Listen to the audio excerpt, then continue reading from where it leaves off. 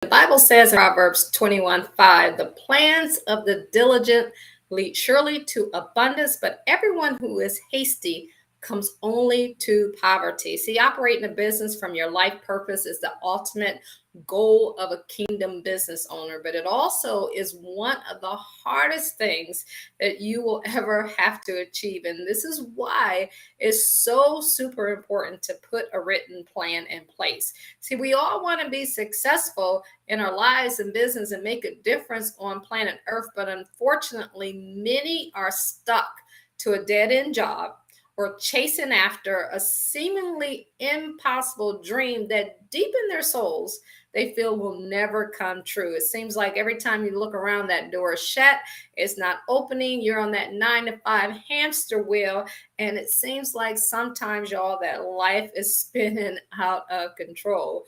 But what if I told you that there was a way out? What if I told you that we have cracked the code and there's a way to help you get beyond that mystery of things going wrong to help you get it to the point where things are going right? Because remember this, that no man, no woman, no person can shut any doors that God has opened for you. They cannot shut them. They cannot open them. Only He can do all of that. And so tonight, y'all, we're going to talk about God opens doors that no man can shut and planning out your purpose. If this is your first time tuning in, why don't you go ahead and say hello? Let us know where you're tuning in from, and let us know what type of business you have or are you looking to have, and drop that in the comments. What state are you coming from? And guys, don't forget to hit that share button. You know what? As I do this, let me go ahead and hit that share button myself, and let me know where you're sharing it to. I like to. I know it's a lot of stuff, but I want to know who you are, where you're tuning in from, what state, what city, and what kingdom business. What business are you looking to start? Y'all ready? All right, start dropping those in the comments. Hey, Patricia, we see Patricia from, yes, Patricia Boxmore. What's up, Miss Patricia? I'm trying to get the, y'all know when I get ready to go share and talk at the same time, y'all got to give me a second so I can get this shared out. But I want to welcome you guys in, and we have someone on our prayer channel says, thank you, Father God. Absolutely. Amen. And I'm also going to share this to our story. So let me get this shared out. And guys, make sure you grab your paper and pen so that you can take notes on what we're about to talk about. We got Monica, and she is looking, let me go ahead and share some of this stuff here. We got Monica, and she is looking to start a t-shirt business. Awesome, Monica. Well, welcome out. We're glad to have you out here today. We also it says Facebook user only because we're pairing it to other channels as well. We're live on about, 30 channels or something like that, y'all. So that's why that says that. So if you got your name, you can drop your name in a comment and we can add it on there for you. We also have Miss Patricia out there who says, amen, amen. And who else do we got out there today? We got Miss Danetta from the Washington State. What's up, girl? How you doing today? We're so glad that you can join us out there, y'all. Make sure you go ahead and grab those pens, grab those papers, and share them out. And Miss Monica Hopkins says she is glad to be here, and we are absolutely glad to have you here. And we're going to go ahead and get everything started, guys. So as you come on, or if you're catching this during the replay, make sure you go ahead and say, hey, so we know that you were there. We're going to go ahead, and I'm going to hop on over to the other screen, and we are going to get everything started for you guys today. So welcome again.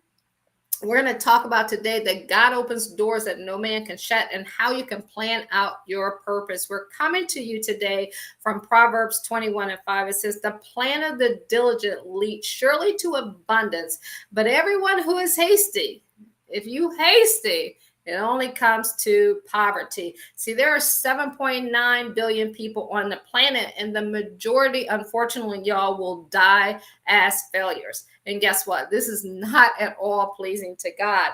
And it is why we must do our part not to be amongst them. And just like it says, the poor will always be amongst you, but it doesn't have to be you.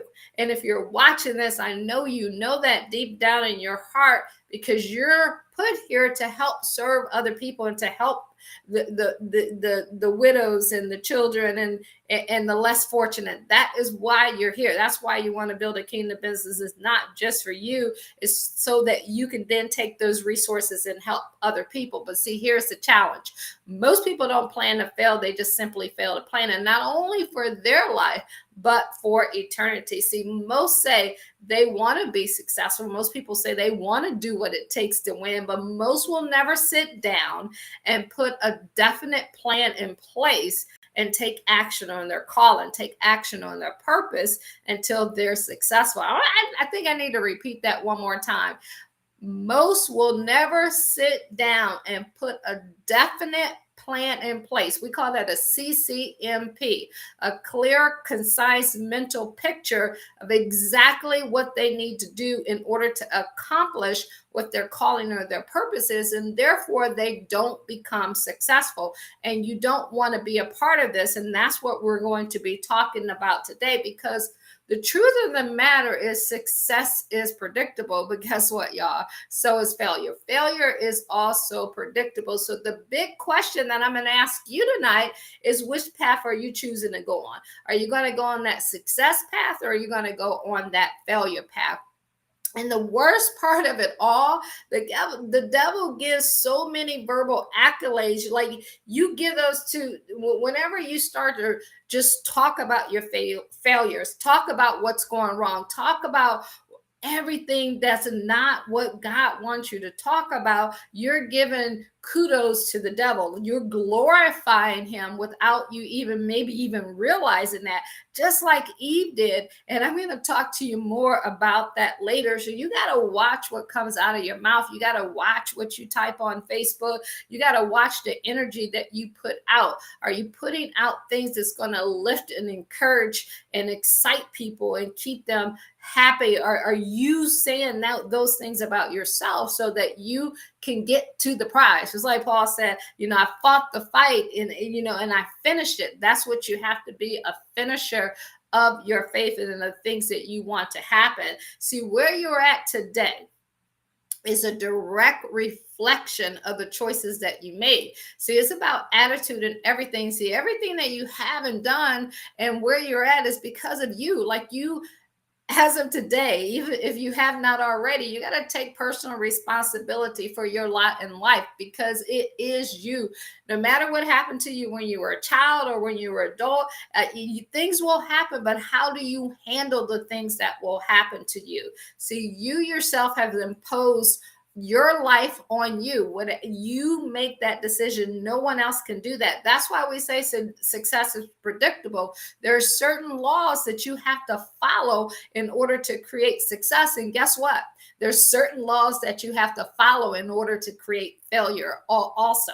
That's why they're both predictable. Both of them will give you the same result. So what if you think you can, then you will. If you think you can't, then you won't. So either way, you're right. So which side of right do you want to be on? Those are the decisions that you have to make.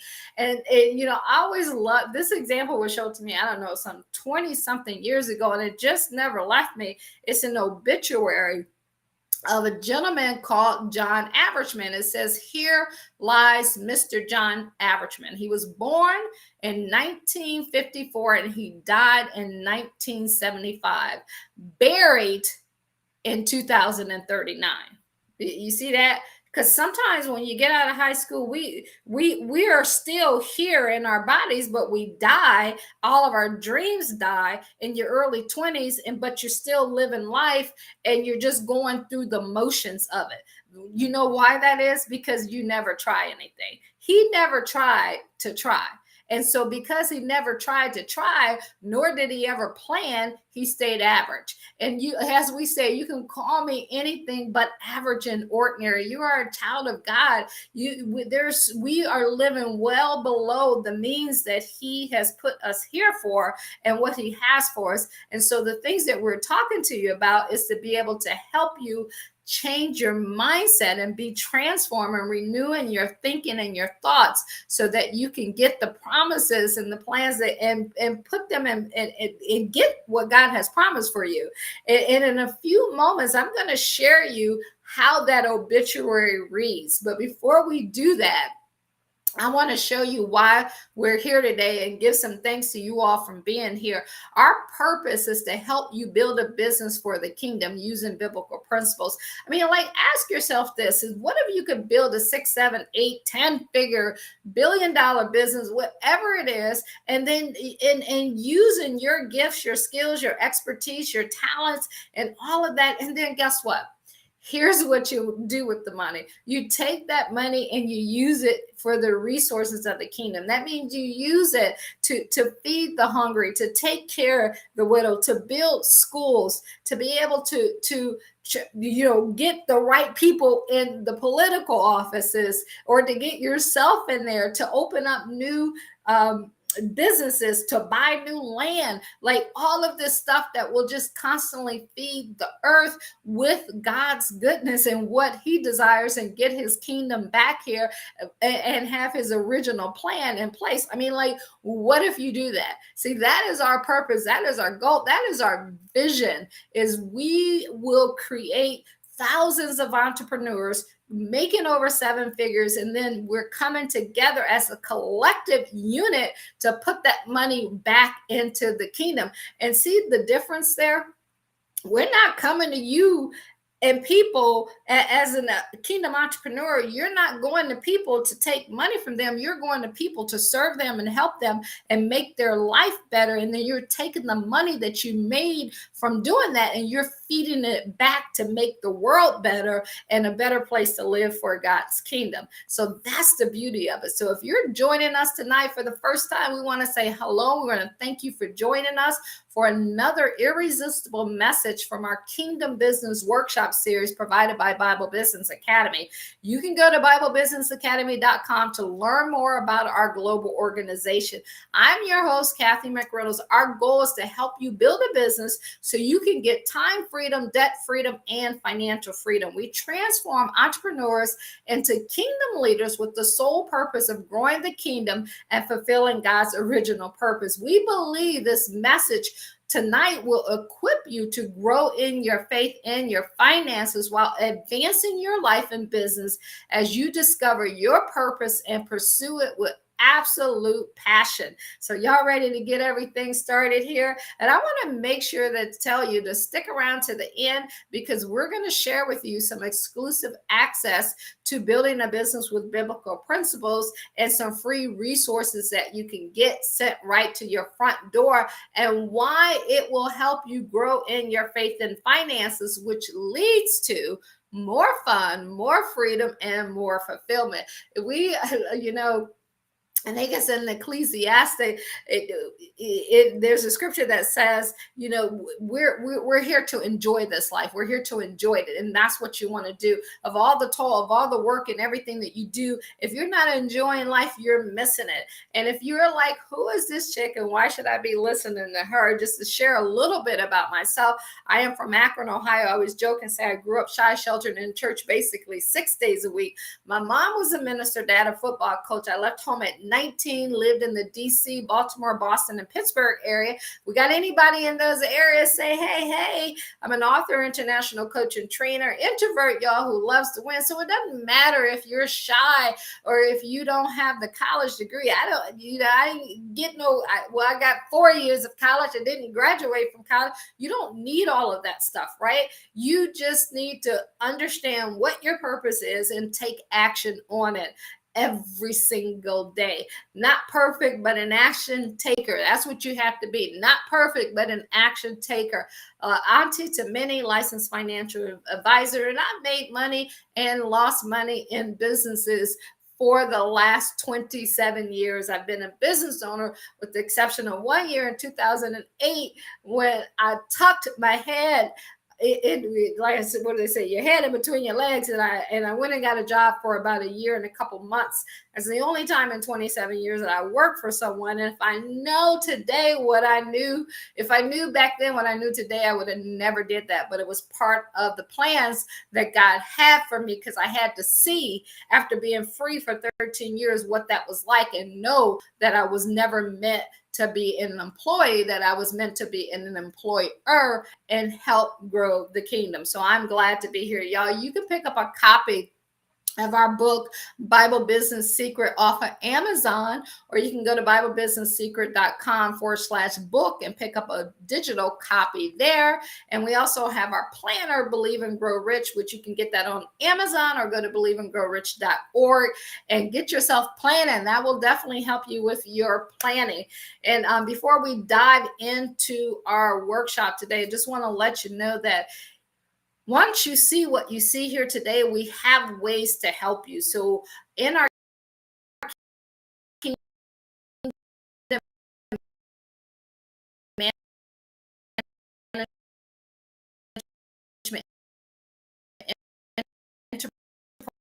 enterprise system, so be sure to stick around for that. We also have done for programs or memberships or academies where we will do it for you, or we will teach you how to do it. And as I said, we will dive more into that in the end. But now I want to get into God opens doors that no man can shut. So planning out your purpose is your purpose, is what you need. And it says in Proverbs 21:5, the plans of the diligent surely leads to abundance, but everyone who is hasty only comes to poverty.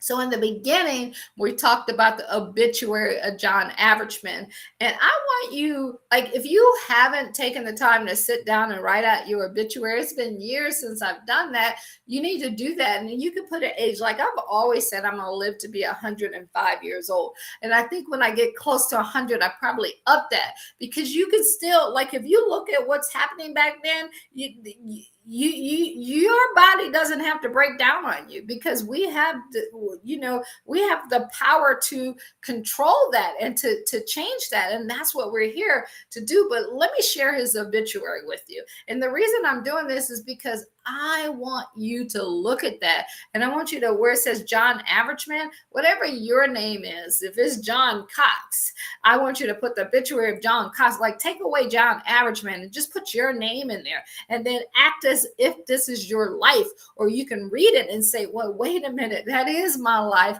and then make a decision to do something about it. It says, to whom it may concern, John Averagement was buried today. Born 1954 into an average family.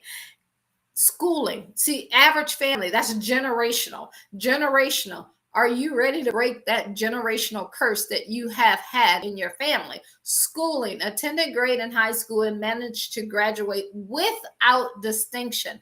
Voted most likely to stay average. Can you imagine that, being voted most likely to stay average? I mean, my brother was voted most likely to succeed, right? You want to have that leadership quality and tap into what God put in you and the God within you in order to make your life what he wanted it to be. Married 1974 to marry mediocre. Can you, anybody out, don't say nothing, because your spouse is probably listening to you right now, so don't call them mediocre. But John Averagement was married to Mary Mediocre. Children, John Averagement Jr. and Mary Mediocre Averagement.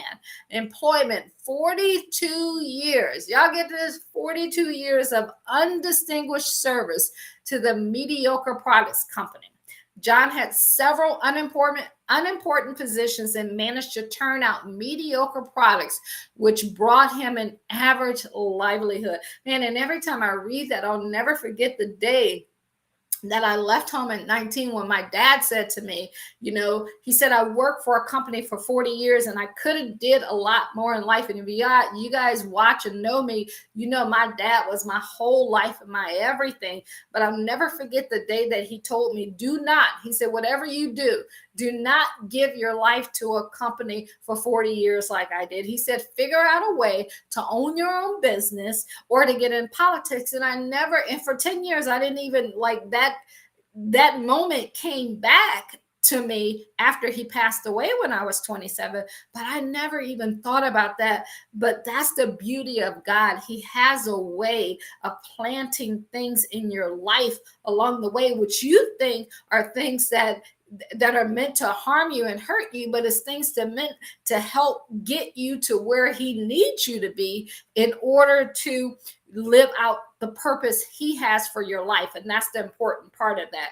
His biography said John Averagement never took a chance. How many of you out there are so afraid to take a chance? You're holding on to that job. You're holding on to that money. You're holding on to that city that you live in. You're holding on to that house. You're holding on to that career because you're afraid that what if I leave and it doesn't work out?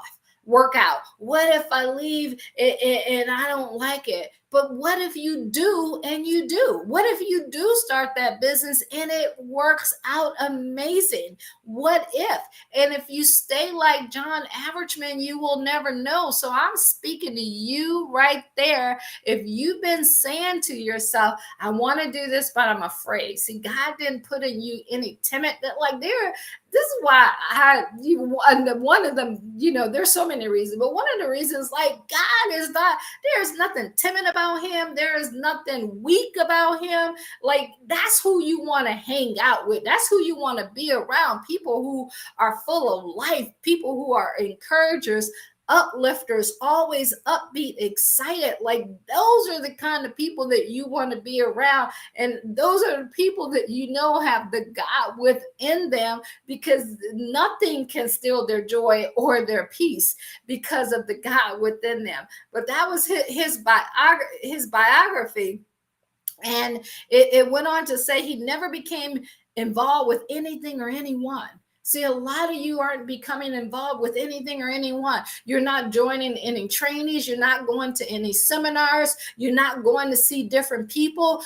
Some of you don't even get off the block that you grew up in or the side of town that you grew up in. You haven't even been out of there, but something in you is telling you to get out. So if I'm talking to you, I want you to get out. Put hashtag get out. It's time to get out. See, his favorite book that he never opened was non-involvement. And that's what happens, especially now with social media. All we do is get on there on social media, and that becomes your life. You start living life vicariously through other people instead of going out there and creating your own life. I just got off the phone with my mom, and she was talking about, my mom is 88 years old, and she was talking about all the promises that God has. And she was like, you know what?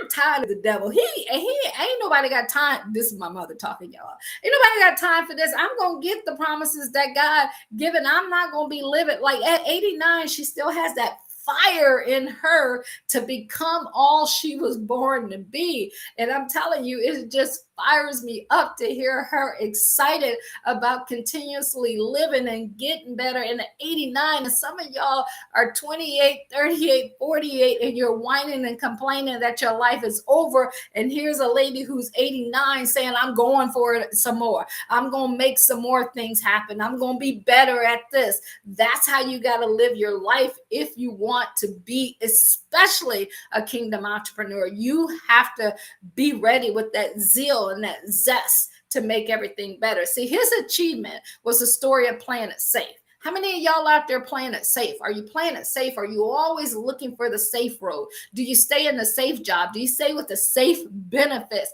Oh, y'all shouldn't leave that job because they got good benefits. Or you should go to college because you will be guaranteed to what?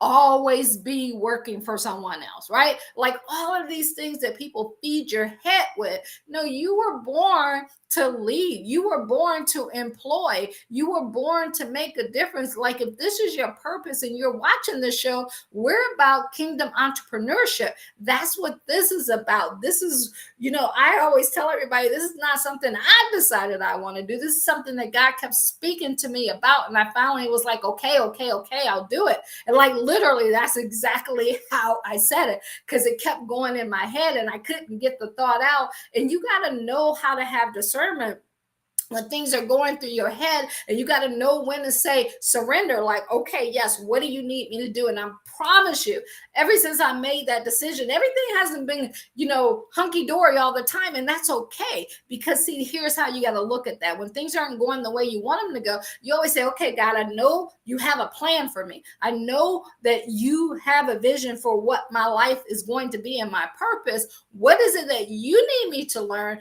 Why do I need to go through this? And what do I need to learn so I could become who you want me to become? Because that's the whole key. Becoming who God wants you to become so that you can live out his purpose and do what he wants you to do. Achievements. They said he played it safe. We just said that he lived 65 years, okay? 65. Without goals, without plans, without desires, without confidence, or without determination. Are you living without goals, without plans, without desire, without confidence, without determination? If you are, it's time to call an audible and change the play. It's time to do something different. It's time to become who you were created to become. See, life is designed for success. Life, like God didn't make us like, oh, okay, let me just make this world of a bunch of failures. Absolutely not. Who would do that? When you have your kids, do you say, oh, yeah, so I'm going to have children. As soon as they come out and they're crying, you're like, oh, baby, you're going to be a failure. Like, oh, why did I even have it? You're going to be a failure. You're going to fail at everything. You suck. You don't even burp right, cry right. No, who would do that to their kids, right? No one. So that wasn't God's plan for us. We were designed for success. You were born for a purpose and with a calling or a gift. And see, you, not your mama, not your daddy, not your husband, not your wife, not your brother, not your sister, not your partner, not your coworker, not your neighbor, not your friend, but you must make a conscious decision to actually sit down and plan if you're going to fulfill your purpose. I must say that one more time for the people in the back. You must make a conscious decision to actually sit down and plan if you're going to fulfill your purpose, to guarantee that no person nor anybody, not even you, will give away the key. Okay, you see that key there? Will give away the key to the door to your future, to your purpose, to your promises, that no man can shut or no man can open. It's up to you to make that decision, and you do it with proper planning. And what does proper planning start with? You got to understand what your vision and your mission and your goals are. And so I want to share with you, when you're thinking about vision, mission, goals, even myself, I used to get all of those words confused up. So let's make it crystal clear. Take a screenshot of this. Pause it if you're catching it on the replay. Take a pencil and write this down. Put it up on some note cards, and I want you to understand every single day the difference between your vision, your mission, and your goals. Your vision states what your kingdom business aspires to become in the future.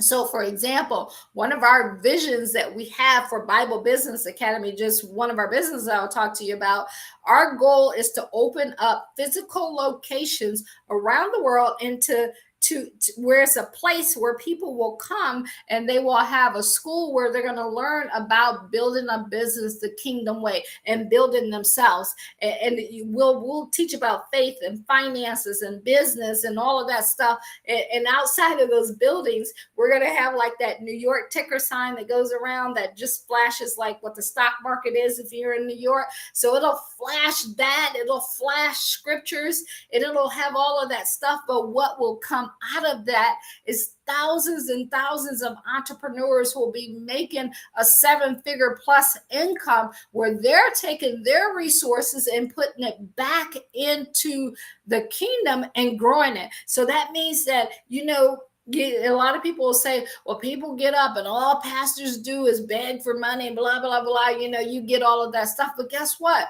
If you as an entrepreneur decide to build what you're building for the kingdom for God, and you're making $1 million, and you give that church that you're going to $100,000, how would that make you feel? Could you feel good about that, right? And how do you think that church and that pastor would feel if you're giving them $100,000 every single year and more in order to take care of the expenses of the church, right?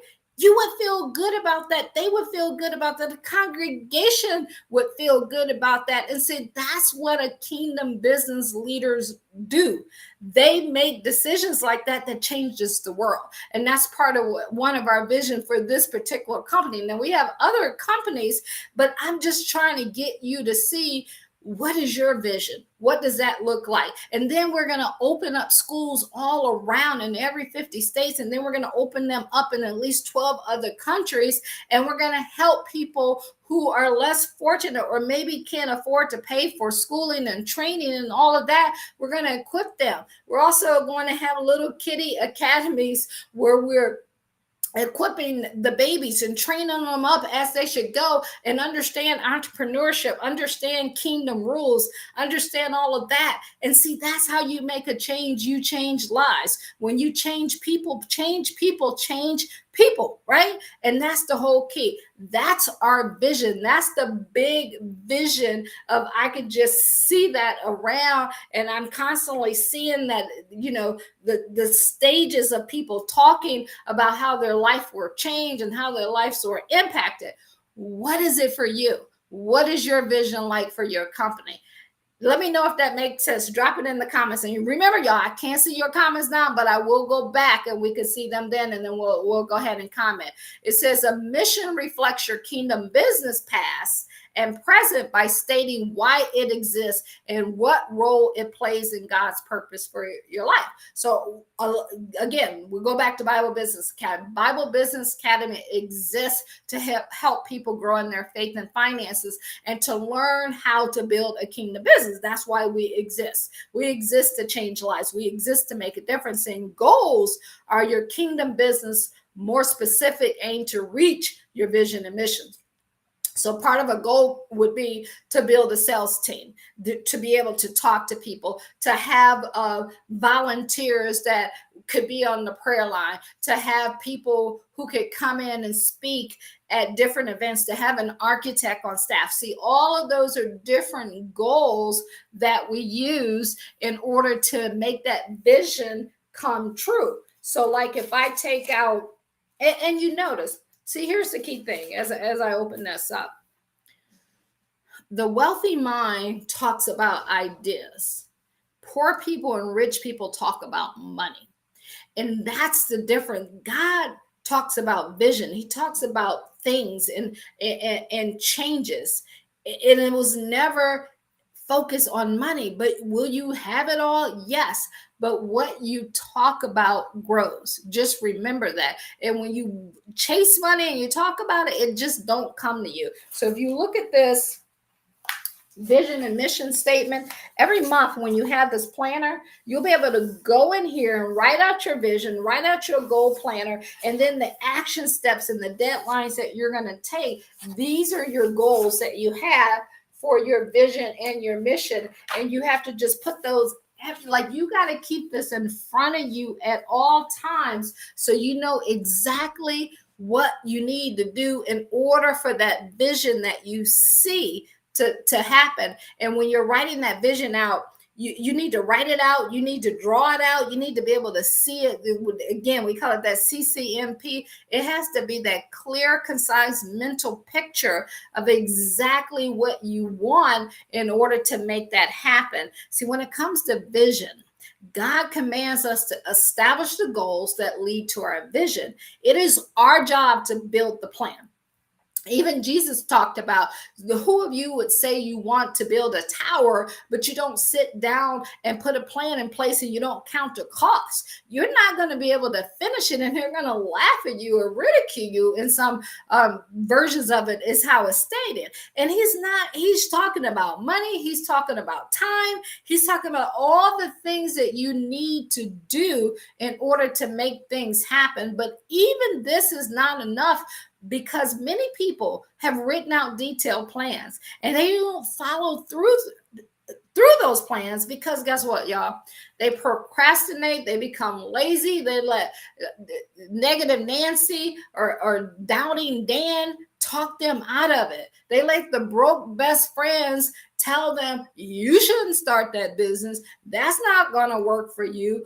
Who do you think you are that you can do that? You don't want to be a part of that. And see, that's why you got to have your plan, your vision on paper so that when that comes to you, because trust me, it will come to you from the people that are closest around to you. And let me just share with you, they're not intentionally, for the most part, doing it to hurt you or to be negative with you. In their minds, they're doing it to protect you. See, I'm so glad that I had a father who poured into me, who said at such a young age, when I didn't even think about it, figure out a way to never work for anyone. Figure out a way to run your own business. And then I can go back to elementary school, junior high school, little things that he would say. You were born to be a leader. You were born, you don't ever follow the crowd. You don't ever do what everyone else is doing. See, it's little things like that that makes the difference in your life and in the lives of people around you. So whether you're the entrepreneur and you're not hearing that from around you, then get around people who you can hear that from. That's the purpose of our memberships and stuff like that, where you can be around other believers and other entrepreneur believers who understand you. We always say when we go to our events, we're around our people. Like it's like just a freedom that you can talk without fear of judgment or ridicule or someone putting your plan down on what you're doing. And that's the exciting part about it. So I want you to cast your vision as large as you can and dream so big that you know that you need help getting this done, because there ain't no way. You may not have no money to get done what you have. You may not have no land. You may not have no experience, and that's okay, because God, if he gave you that vision, he's going to provide the provision for you. So it's up to you to put that plan in place, because you're like praying, oh God, please help me, please help. He like, help you do what? Like you ain't written nothing down. You ain't put no plan in place. How am I help you do something when you don't even know what that something is you want to do? You don't even know the steps. You haven't even taken any classes. You haven't even read any books, watched any seminars, or gone to any seminars, watching it. Like, how he going to help you? And so we got to get out of this habit of religion where you're doing the act of stuff, but you're not seeing the results. And the reason why is because you're just not doing what the word says. You're doing what generations have said and generations have done. But if generations have said and done and they're not getting what you desire, then again, you gotta call an audible and change the play. Sometimes you just gotta blow that whistle and call a time out, y'all. You have to make that happen. See, the key to fulfilling your vision is to know what that vision is. You must plan your work, and then you gotta what?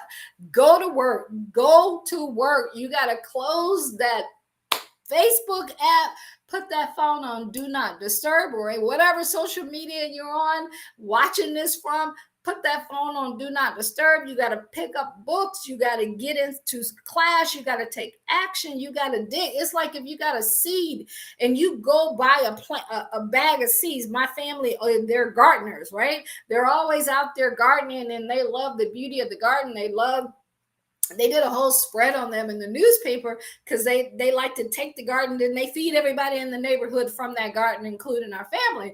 And that's how we grew up, right? So, but if you went and got those seeds in the packages or the little buds, when my mom and them, they go buy them and the packaged seeds, and they get all excited about that and the plants. And if you don't take that seed and put it in the ground, in the grass where it's supposed to go, that's the natural law of it, then guess what? I don't care how big your vision is about having that garden or having things grow and having, being able to eat from that. If you don't take them out of that package and plant them in the garden and then work the yard and make sure you're pruning it and doing and watering it and doing all the things you need to do, it's not going to grow. It's no different than your vision. If you have a vision and you don't put it on paper and you don't plan it out and you don't take the steps and set goals and have a mission and a team around you to rally to get that done, guess what? Nothing's going to happen. Is that making sense to you? Let me know. Let me know what you're feeling on that. See, faith is the key to planting. Even when you're planting those seeds in that garden, you plant the seeds just like without even thinking about it, because you have faith that if I put them in the dirt, if I put them in the dirt and I water it and I pull up the weeds and I do what I need to do, I clip them and trim them and all the stuff that needs to be done, they're going to grow, right? So that's faith, because you have the picture of how they're going to look, or you saw them somewhere, or when you go in and you're looking at the package, or you see them online or on TV or wherever you watch, and you're like, oh, that's beautiful. I want that, right? So faith is the key to planning. Same thing if you have a baby, you know what you need to do to have one, right? And then when you go through the 9 months of eating the right thing, taking the right stuff, and all of that, because you have faith that you're going to birth a healthy baby. But after 9 days or 9 hours, you'll start a business and you quit it. Can you imagine that? You go to plant a garden and it don't rain that day, and you're like, forget it, that garden will never grow. Let them seeds die off. I'm not going to water them. I'm not going to go get my water hose out and water them and prune around them, pull the plants up and the seeds and all the debris and all of that. Then of course nothing is going to grow, right? Does that make so faith is the key to planting. Hebrews 11:1 says, now faith is the assurance, the title deed. So when I have a house, I always tell people, like, when you have a house, take your title deed and make sure that you decide who you're going to leave it to, and you got to have a survivorship down there, right? So what's on your title deed? What's the confirmation that what you hope for, that assurance of what you hope for is going to happen? What is your divinely guarantee? Like, what is that? That's where the word is. That's what God's word is, and what he says that will happen in the examples that he has left us. It says in the evidence of things not seen. So the buildings that I'm talking to you about, I haven't seen them. But guess what? Over the 27 years, there's been buildings that I saw. As we say, I saw them and then I seized them, and they weren't even. There was no thought of me ever having that type of business or being in that building or getting in that house. But it was a dream. It was a burning desire. That's something else that you have to have in you. You got to have that burning desire to have your vision come true.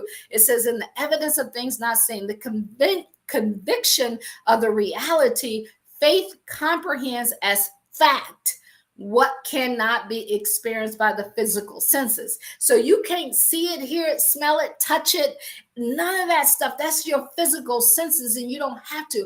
But if you know that within your heart and your soul and everything that's within you, that dream that God planted in you can happen and it can come true, and you have it written down with your CCMP, your clear, concise mental picture, and you have a plan in place to execute it. You break it down into little pieces. You get a team in place to make that happen, and then repetition. You just over and over and over and over again live that dream, see that dream. You wake up to that dream. You look at it. You draw pictures of what you want it to look like. You create it. See, we are creators. The God within us wants you to create that idea. And it's just like an architect.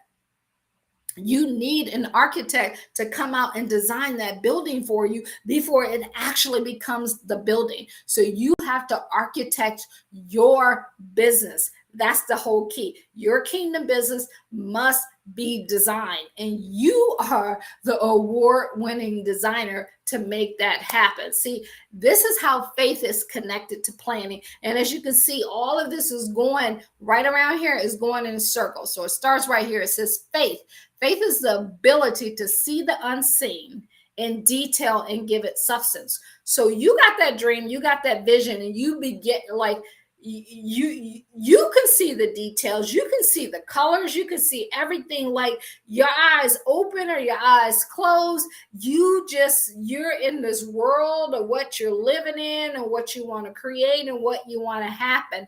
So if I'm talking to you and you haven't been able to share this with anyone else, and you're like, oh my gosh, that's me, I get what you're saying, that's what it looks like. That's what that idea that we're talking about, that people create when these iPhones right here were created, when all of these things were created, is that idea that's birthed in you.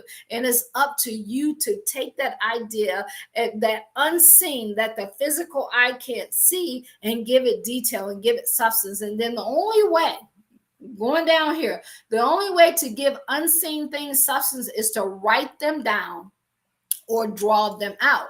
So once you have that idea, if you don't write it down immediately or you don't draw it out, you're going to forget it. So here's a little hack. This is something I do, I think you guys can learn from, because everybody, like, we all know that we all keep our cell phones with us at all times, right?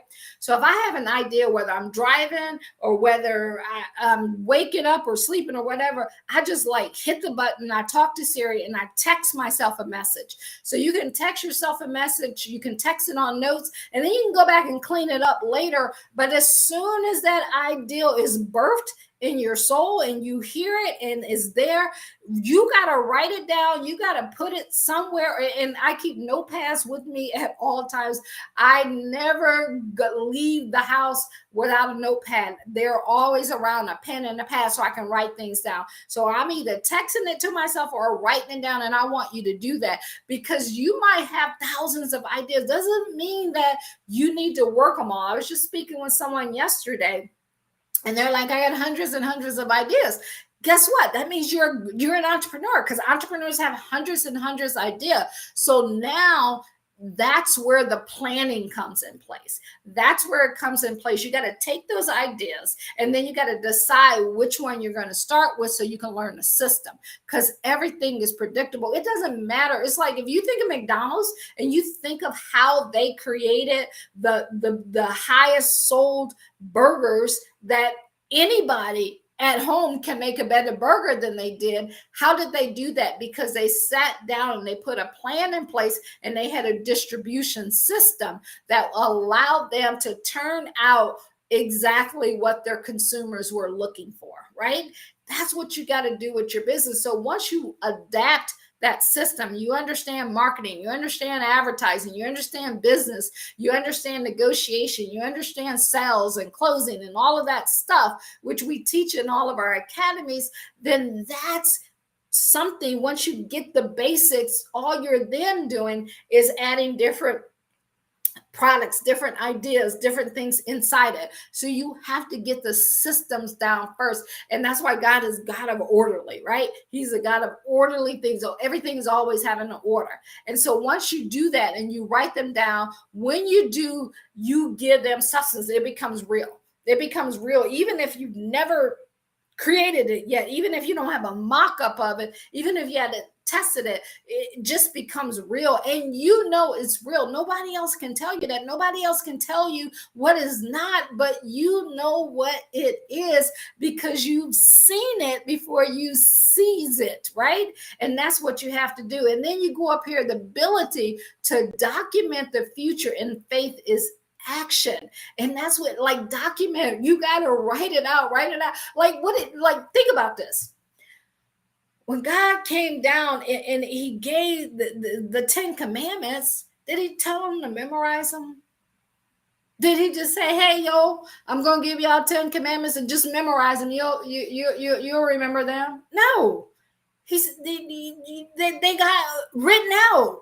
so that people could see them and so that they wouldn't forget them. Then he left us the Bible. Like that was his plan for our lives. He like left us stuff here in order for us to be able to use and have a plan in place. So you got to understand that planning, writing, people are like, well, I'll just type it in. No, write it, because you're activating all of your senses. Is something about writing, reading, seeing, hearing, saying. You got to do that in this repetition. Harvard did a study. They said if you say, see, hear, and write and do something 6 times, you'll get 62% retention. And so when I learned that, and I learned that when I was getting my securities license, I was like, okay, well, if they say get 62, in my mind, instead of 6, I did everything 12. So you double up, right? It's just like, when my dad was doing coaching, they had 2-a-days. You have training camps. The winners, the real winners and the top key players, they show up at 4 o'clock when no one's there.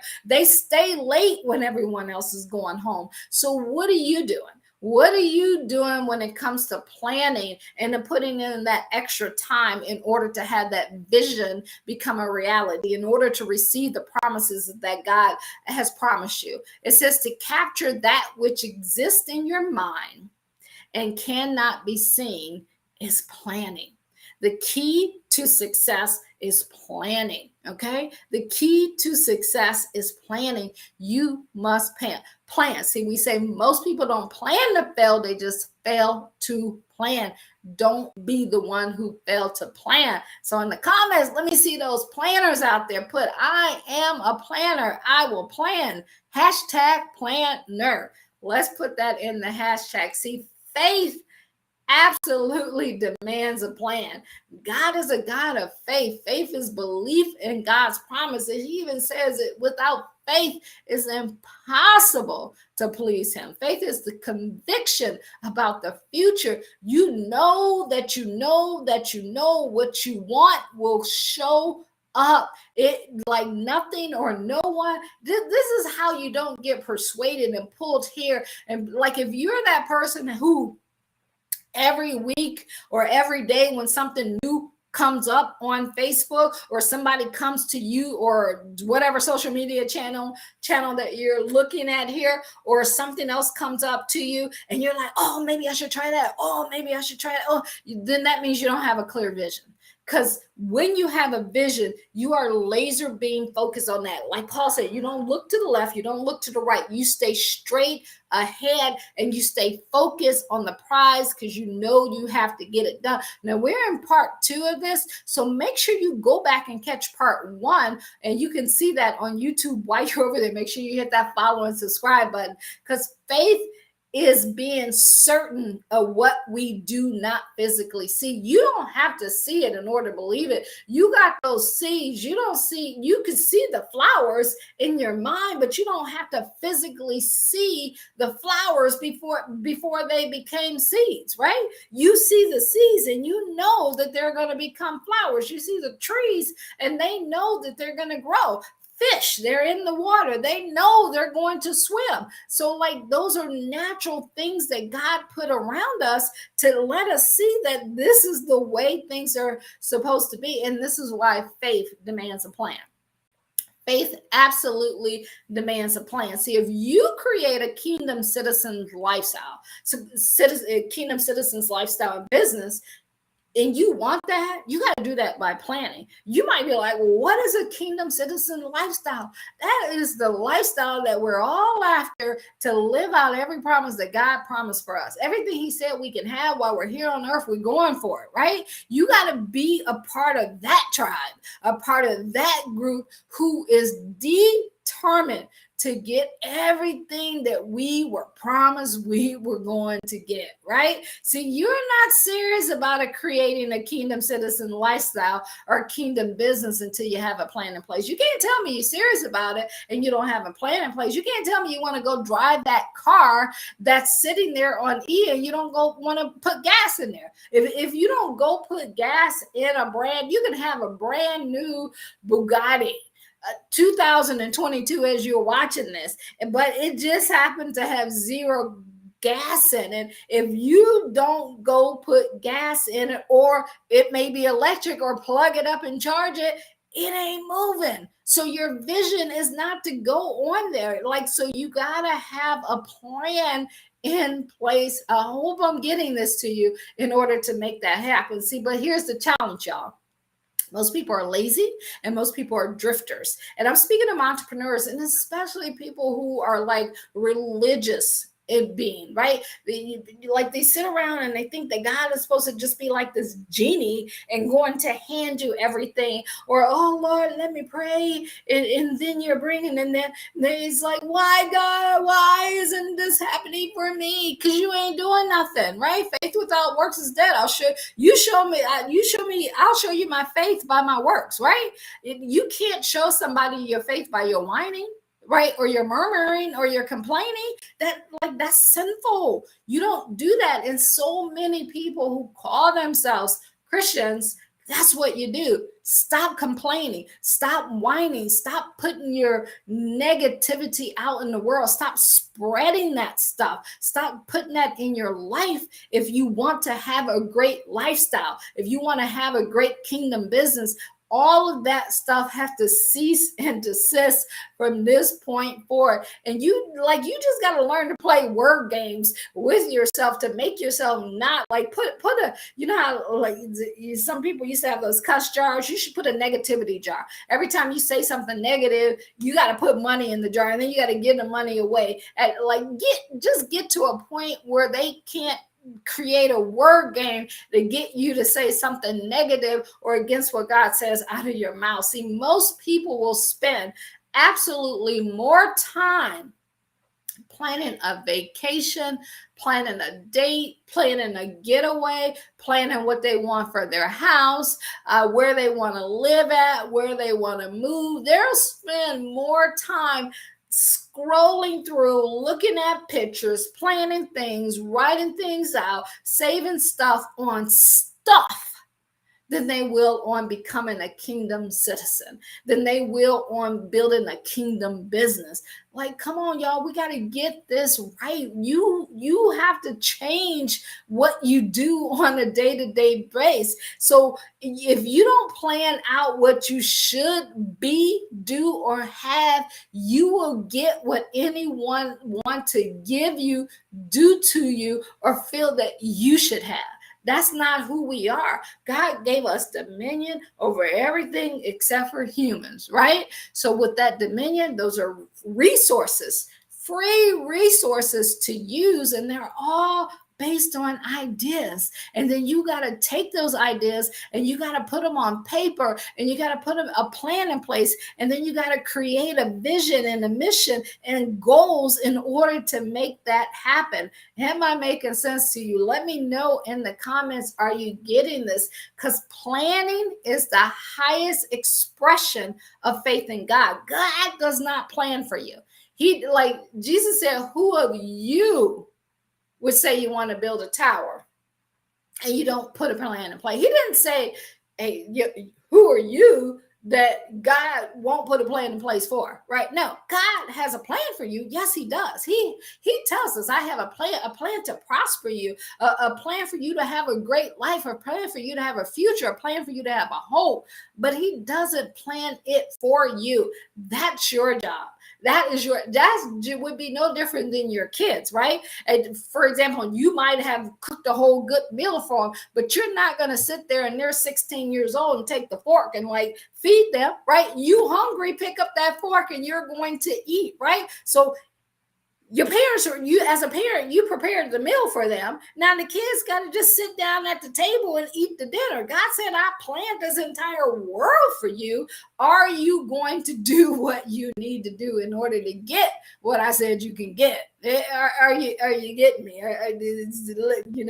Like y'all got to get this, right? If God tells you to do something, if you don't document it and plan it to do it, and you don't believe it, that means that when that dream comes in, you discount it because of what's in your bank account. You discount it because what's in your experience. You discount it because of the people that are around you. And I keep saying this over and over again because I want you to change things in your life that are not taking you to the life that you desire. If you believe something, then you must Plan for it if you want it to make it happen. See, planning is the act of capturing God's purpose for your life.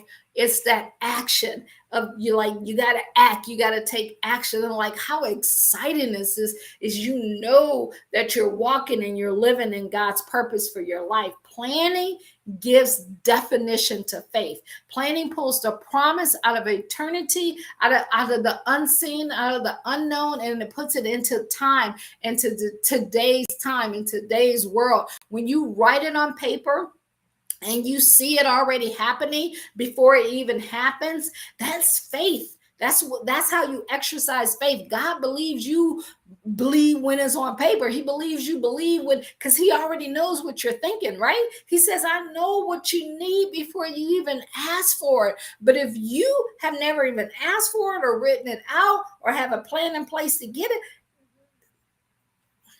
like, I don't know what you want. Ministers and angels, go out there and help them. Help them do what? They haven't said what they wanted help to do. So I can't help people who don't tell me what they want to do. See, people believe you when it's on paper. People believe you when it's talk about it. When you talk about it, everything that was in your heart, okay?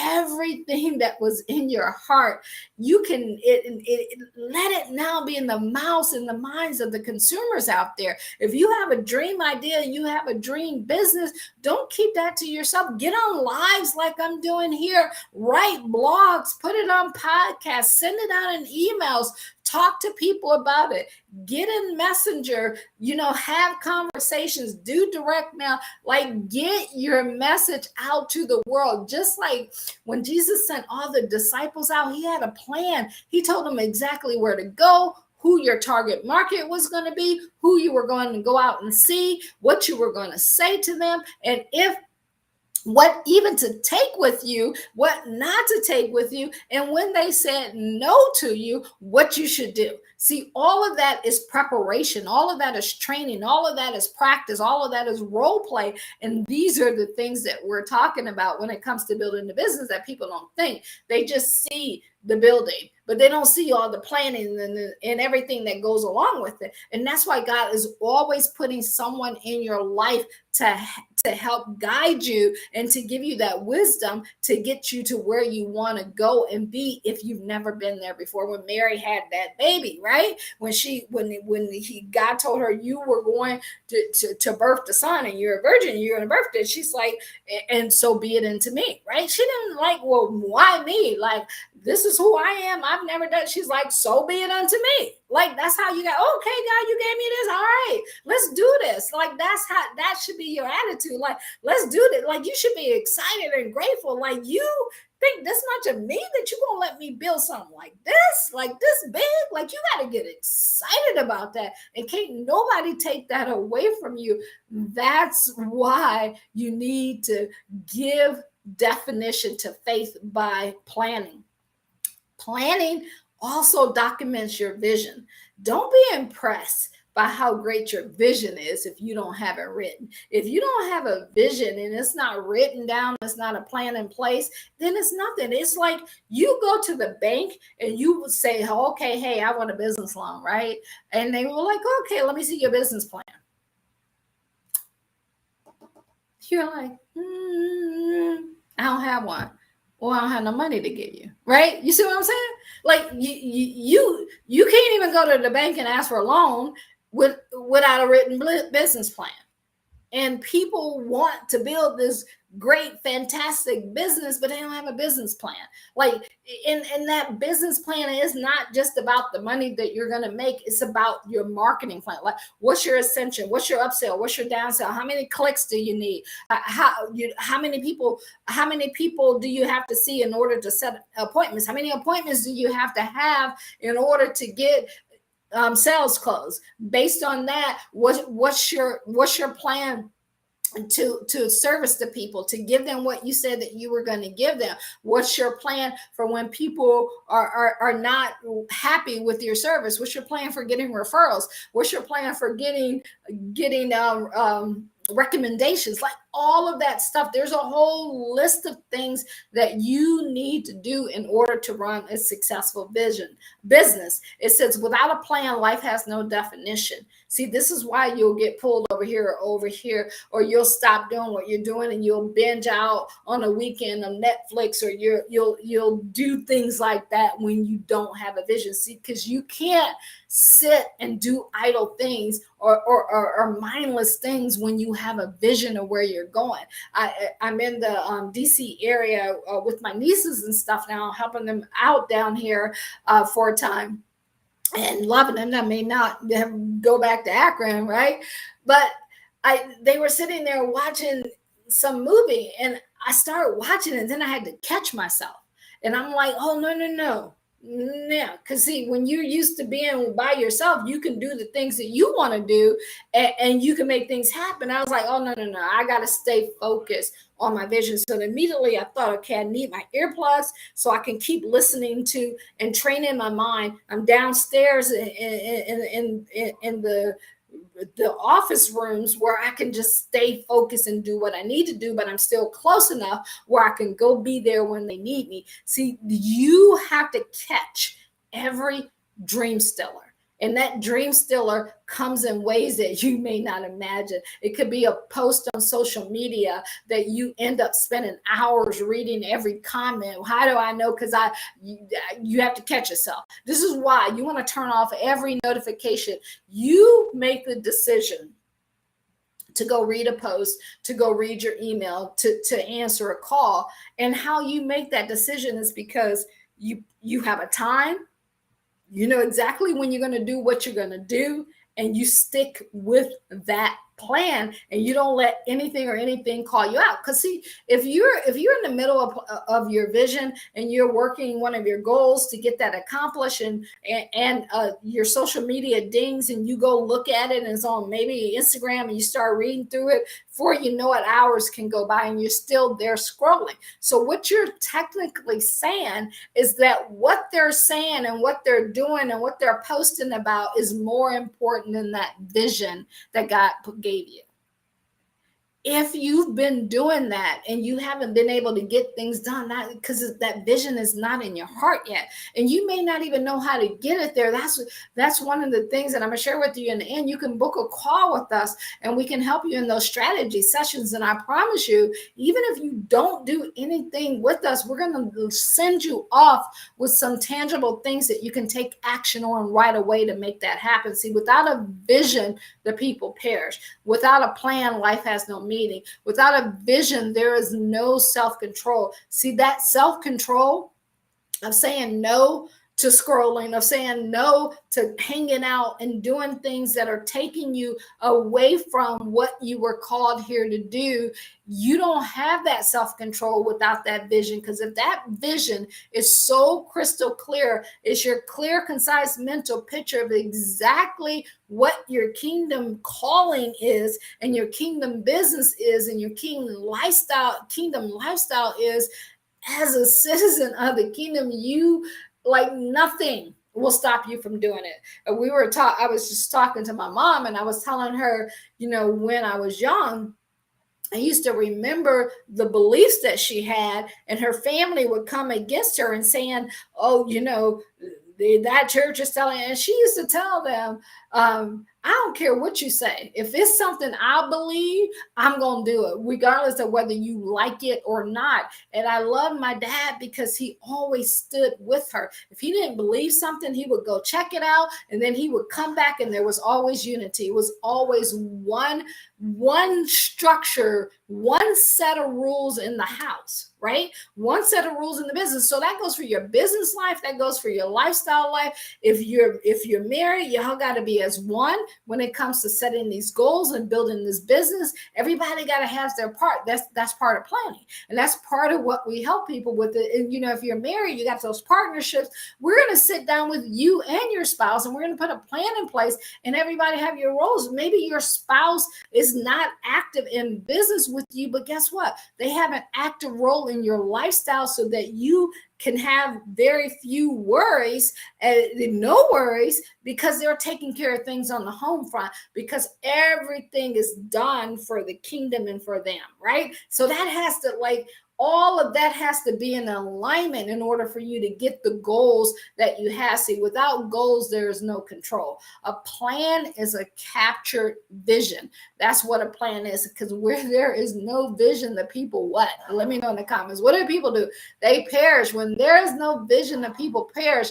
In Proverbs 29:18, it says, in the Amplified version, where there is no vision, no revelation of God and his word, the people are unrestrained. And if you're unrestrained and your mind is unrestrained and everything is always wondering, there is nothing that's going to get done, right? You're going to be up one day, down one day. It's not even a day, it's 1 minute. In 30 seconds, you're this way. Next 30 seconds, you're this way, and you're doing this, you're doing that. You're running to this business, you're running this. You're always chasing something. If you're doing that, just stop, cease, time out, blow the whistle. Call an audible, change the play, sit down, put together a plan of your vision. And it doesn't have to be that perfect vision, because as you keep going, it's going to get crystal clear. The more you do it, the more you're around people, the more wisdom that you have, the more, God said, if I could trust you with the little, I can trust you with a lot. So when he gives you that vision, and it may seem small, just show up. Be the best. Act as if you're going for the goal, for the prize. He says, all of them run, all the runners run a race, but only one of them win the prize. Is that going to be you? Are you going to be the one to win the prize? See, faith is an essential element in planning. Understanding that faith is expressed in planning, therefore planning is faith. The Bible says that faith without works is dead. And it gives us so many examples in the book of Hebrew that I'm going to share with you. And the reason why many plans don't come to pass is that many people do not follow through on the work required. It's like, when you go to the gym, I've been guilty of that myself. You start out, you're so excited, but a week into it or a few days into it, you're eating pizza, you're not working out, you're not doing it. So, like, what difference does that make, right? If you don't have a plan in place, it's not going to work out.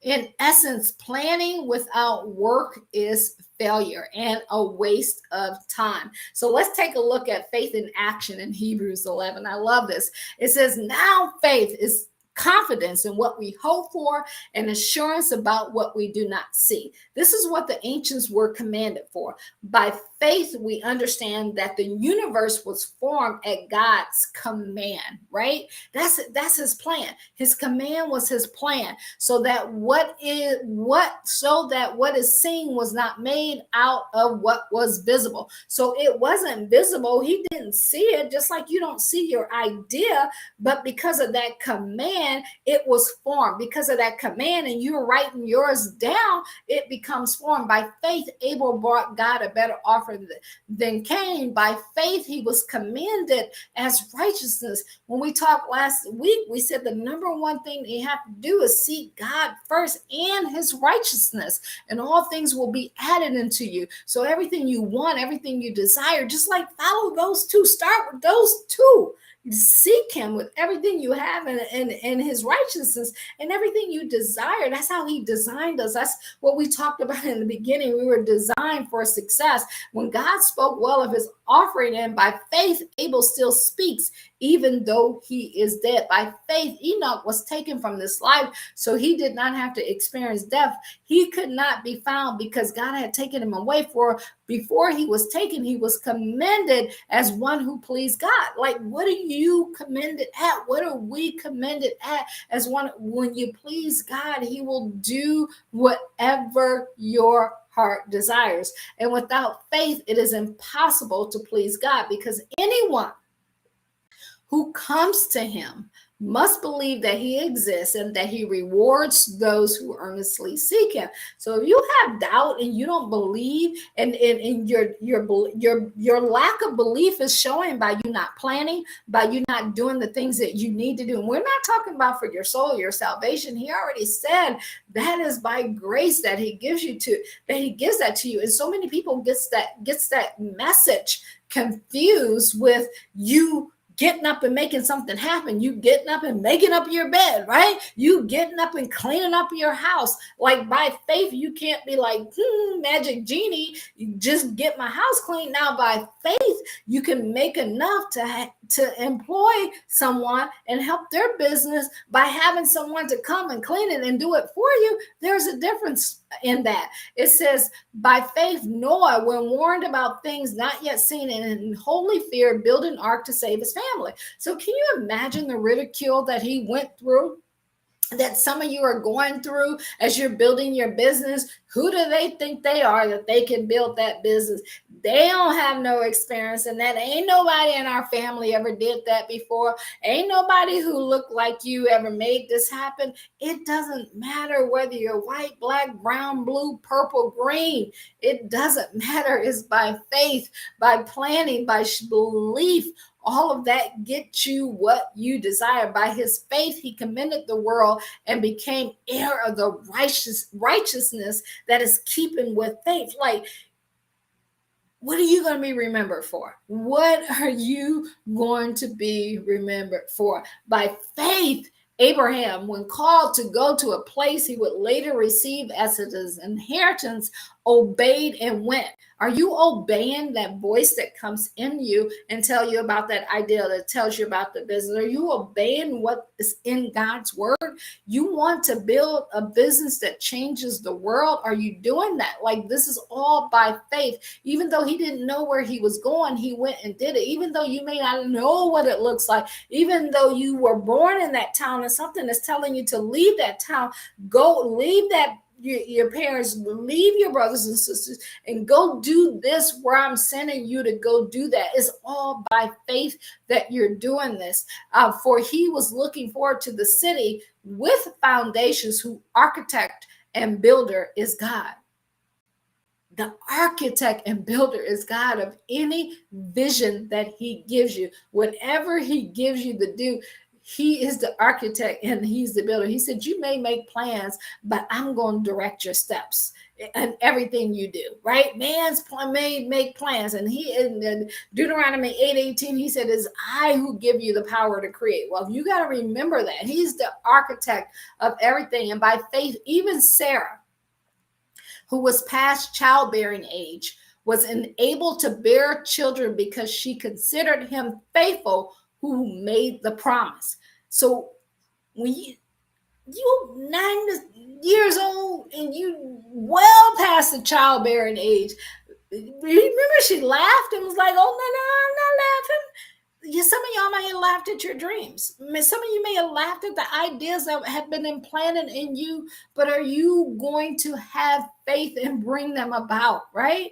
And so from this one man and he as good as dead came descendants, and numerous as the stars in the sky and as countless as the sands of the seashore. I mean, like, stars in the sky and sand in the seashore, that's like how big that vision became in the 90s when they're 90 years old. That's why I love talking to my mom at 88 when she was like, I'm going to keep going and I'm going to keep making things happen. It says all these people were still living by faith when they died. They did not receive the things that they promised. They only saw them and welcomed them from a distance. So sometimes you can give it everything you got. You can have all the faith and you still don't see the promises. I promise you, when I was writing this, I was like, God, I want to see every promise that you promised and make everything happen that you said could happen. And the only way you can do that is do what he said do. And you got to be so laser focused on pleasing him and seeking him and doing the things that he said, that nothing can sway you any other way. It says, and welcome from a distance, admitting that we're foreigners and strangers on the earth. People who say such things show that they are looking for a country of their own. And this is why we always say kingdom citizens. If they had been thinking of a country they had left, they would have the opportunity to return. Instead, they were longing for a better country, a heavenly one. Therefore, God is not ashamed to be called their God, for he has prepared a city for them. Are you longing to become who he called you to become? Are you longing to do what he called you to do and to live out your purpose? That's something that has to be within you, and that you think on it and you focus on it and you breathe it and you live it and you are it. You hear that of athletes, of people who accomplish great things. What about you? It is no different from that person who want to start that t-shirt business, or that person who wants to be a coach, or that person who wants to do whatever type of business. Maybe you want to help people who've been through divorces. Maybe you want to help people lose weight. Maybe you want to help people learn how to read. Maybe you want to help kids. Maybe you want to help the elderly. Whatever he planted in you, you can do, but you need to put faith into action. So you want to be like God. God is a planner. Y'all know that? Put hashtag planner in the comments there. God is the greatest example of a planner of faith. Planning and working for God is natural. That's what he does. From like, you just go in Genesis, and how did it start out? God saw and there was. God said and then there was. Like, God said and then this is what. Like, he's been doing that from day one of us knowing what's going on. It says in Ephesians, God conceived the plan of redemption in Ephesians 1:4. It says, just as in his love he chose us in Christ, actually selected us for himself as his own before the foundation of the world, so that we would be holy, that is consecrated, set apart from him, purpose driven. Are you purpose driven?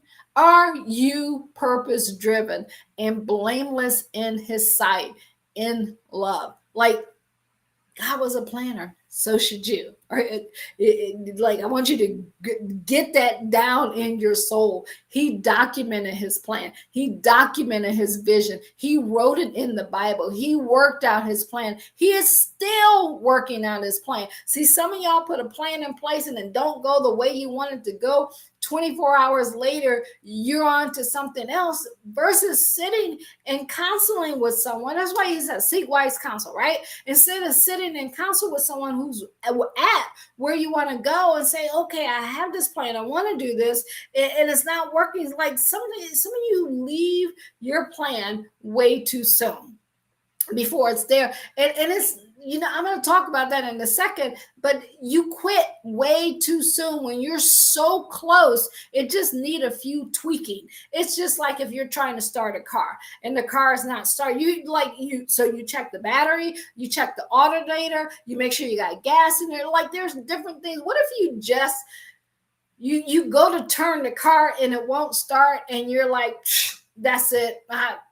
I'm never going to drive this car. This car will never work. It'll never get. And you don't check anything. You just begin to complain and murmur. That's like saying you want to build a business and something is not going the way you want, but you don't go through the inspections of it. Even when they're putting out products, they have inspections of everything they need to go through the assembly line. See, that's planning, right? And they test and they test and they test. Are you testing and testing? That's one of the things you do in business, is you test. You never just take one idea and say it. You're constantly reworking. And there's a scripture that talks about that. You got to constantly be reworked and test to make sure that your quality service, that your quality as a person for what your purpose is, that you can get it done. He is still working out his plan. He even sent his son, Jesus Christ, and the coming was pronounced and announced for 5,000 years. But you tell your mother, brother, sister, cousin that you want to do this business, you want this to happen, then they talk about you and you quit. 5,000 years? Are you kidding me? And you're quitting after 5 minutes or 5 no's or 5 weeks or even 5 years. You got to learn to stay excited long enough in order for that vision to come to fruition. When you do that, life will begin to change. See, it's important to note that God purpose created his plans, and his plans produced his works, and he worked his plan, and his purpose was fulfilled. Is your purpose going to be fulfilled? The purpose that God has for your life? Is your gift that he gave you, or the skill that you learned, are you going to be able to use that because you put in the work and you put in the plan, and then it was filled? You had an idea and you did all the steps to make it happen. See, what to do when your plans fail and they don't work out is something that is still a plan. You have to plan what to do. Like one of the things we used to always say when things don't work out, or even before you, like part of the planning session is to say, okay, what's the worst case scenario? What is the worst case scenario? And then once you know what the worst case scenario is, then you put a plan in place to say what you're going to do if it doesn't work out, right? So you even plan what happens when you fail. See, if your plans fail, realize and recognize what God did when his plans failed. You do just what he did. He made new plans. It's just that simple. And you're like, wait a minute, God made new plans? Yes, he made new plans. And I'm going to show you that in a minute. And side note, y'all, you cannot change your plans if you don't have any. So in order to change them plans, you got to have some. But if you don't have a plan, you can't change the plan. So get a plan, right?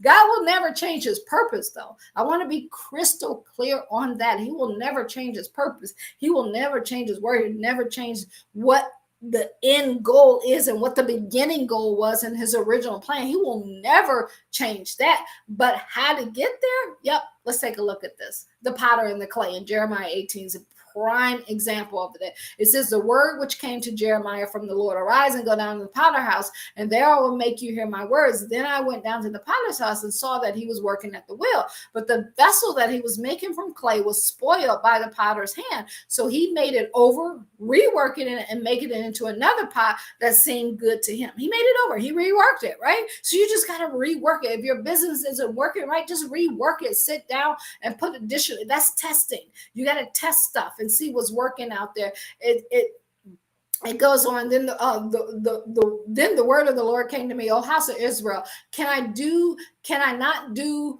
with you as the potter does, says the Lord? Look carefully, as the clay is in the potter's hand, so are you in my hand, O house of Israel. At one moment I might suddenly speak concerning a nation or kingdom that I will uproot and break down and destroy. And that nation against which I've spoken turns from its evil. I will relent and reverse my decision. That's changing your plans. He said, I will reverse my decision. That's changing your plan concerning the devastation that I intended to do. So if God can reverse a decision, you can reverse one, right? If he can change the plan, you can change one. He said, or at another time, I might suddenly speak about a nation or kingdom that I will build up or establish. Is he trying to build up or establish a nation or a kingdom in you? And you're not living? He says, suddenly I may speak to you in your dream, in your vision, and you hear it in your thoughts. And if they do evil in my sight by not obeying my voice, then I will reverse my decision concerning the good with which I promised to bless them. So we just saw chapter of faith, how some of them didn't get to the promised land because they didn't do what he told them to do. Now then, he said to the men of Judah and to the citizens of Jerusalem, thus said the Lord, behold, I am shaping a disaster and working out a plan against you. Turn back each of you from your evil ways, correct your habits. See, working out a plan against you, correct your habits. If things are, your business isn't going the way you want it to go, your life isn't going the way you want it to go, correct your habits. What are your daily habits? What are you doing? What are your goals? That's your habits in your day-to-day basis. And what are you doing? And change your actions for the better. Like, it is that simple. Correct your habits and change your actions for your better. But instead of doing that, you want to complain and whine and say, life is not fair. Everybody's against me. And the vendors won't give me discounts. They won't give me credit. I can't get the building. I can't, stop it. You got to stop all of that stuff. Correct your habits. Complaining is a habit. Being negative is a habit. Quitting is a habit. If you quit at how you do anything is how you do everything. So correct your habits and change your actions for the better. But here's what most people say. Y'all, this ain't my words. Y'all seeing it? Jeremiah 18, don't take my word for it. This is the Amplified version. Go read it for yourself, right? It says, but they will say this is hopeless. How many of you have said, this is hopeless? I can't build my business. I don't have the money. I don't have the equipment. I don't have the time. I don't have stop it. Enough. No more. No más. No more. They said this is hopeless, for we're going to follow our own plans, right? See, that to me is funny. Okay, go do it your way, right? Go do it your way. We'll be over here. That's what God said. Like, I'll be over here after you go do it your way. He said they will follow. We will follow, for we are going to follow our plans, and each of us will act in accordance with the stubbornness of his evil heart. See, like, guys, I hope you're hearing this, and I hope you're getting this. The moment you step out of the will of God, the moment you step out of the instructions, and trust me, in 27 years, I've been so guilty of this myself. And it took me 2 decades to realize that I don't know it all, right? That's the whole key, that you have to get to the point, because I was following my own plans. And when you follow your own plans, you get messed up. And if you don't want to get messed up, stop being stubborn. Stop making it about you. It's not about you. It's not about what you want to do. It's about correcting your habits and changing your actions and seeking God first. And some of those actions, just start. If you just Kathy, I don't know where to start. I want to book an appointment with you. I don't know what to do. Start by picking up the word and start reading. Start with Proverbs and Ecclesiastes. Start with the book of Proverbs. You read a proverb a day. It's 30 of them. It's 30 days in most months. Read a book of Proverbs a day. Start there. Just start reading in the book of Proverbs to start getting your thinking in your mind right. Then go read the book of Ecclesiastes. These are the 2 books for entrepreneurs. Now, of course, you're going to read them all, but that's where I want you to start at, because that's a habit. Make it a habit in the morning. What do you wake up and listening to? What are you waking up and doing? Are you waking up going on social media? Are you waking up listening to negative news? What do you put inside of you when you're waking up? There is no TV when we wake up. There's no looking to social media. It's either you're going to read the word, or you're going to listen to the word, or someone teaching about the word. That's it. No more. That you got to decide. That's a habit that you can put into place in order to make your life better and keep that garbage out of your head. I'll tell you the story of D'Artagnan. He went to the army, and when he lived with me from the 10th grade to the there's a spider here, y'all. He lived with me from the 10th grade to the 12th grade, and and a little beyond that, but that was a rule in my house. And that was a rule in my car. There was no negativity. There was no negative music. There was none of that in the morning or TV, and none of that. It only could come on Friday night or Saturday, few hours after work, or Sunday evening. Like that was just a rule. There was no negative news. That people still call me did you hear what happened? No, I don't know, because I don't watch the news. If I watch it, I have certain times, and you're going to tell me, if there's a disaster, and I need to know and understand about it, because I made that decision that I'm not going to partake in negativity, because I need habits that will lead me to change the actions for the better, so that we can get